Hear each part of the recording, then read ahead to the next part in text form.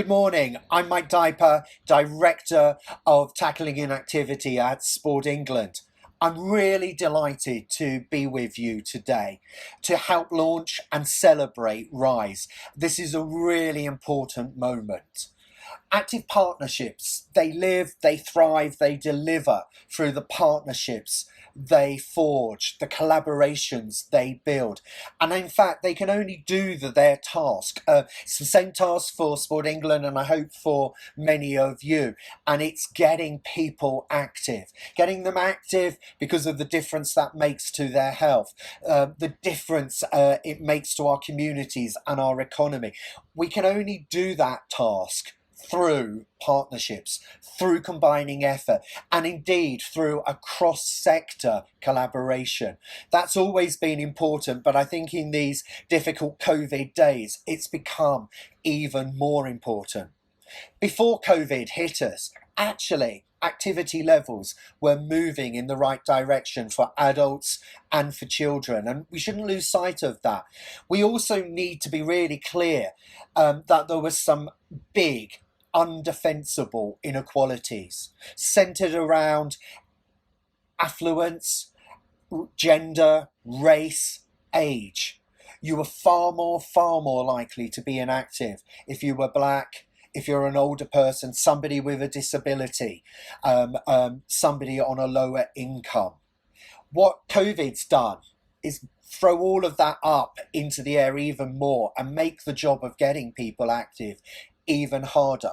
Later this week, you'll hear from my colleague Lisa O'Keefe, our Director of Insight at Sport England.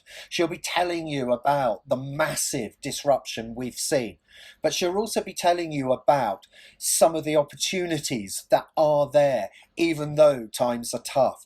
And last Saturday's significant easing of lockdown is one of those opportunities. Of course, I think we'd all want to have seen gyms, leisure centres, pools opened up, and we really hope they will from mid-July.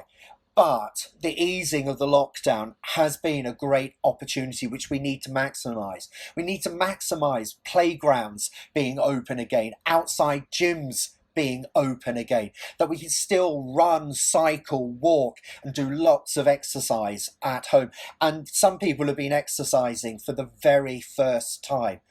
But we also know, people are telling us, if you're black, if you're older, if you've got a long-term health condition, you are struggling to be active. You're perhaps worrying more than others about going outside. So the call to action for us all is, what can we do to help, to give them confidence, to find simple ways of getting them active?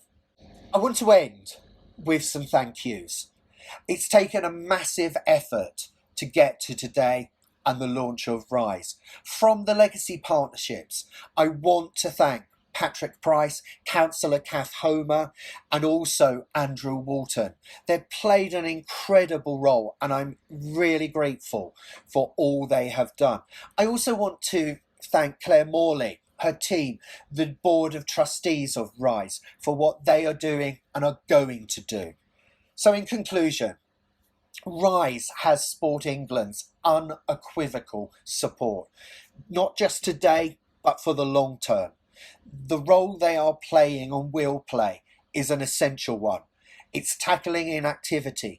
It's tackling the activity inequalities, because when we move, we are stronger. Thank you.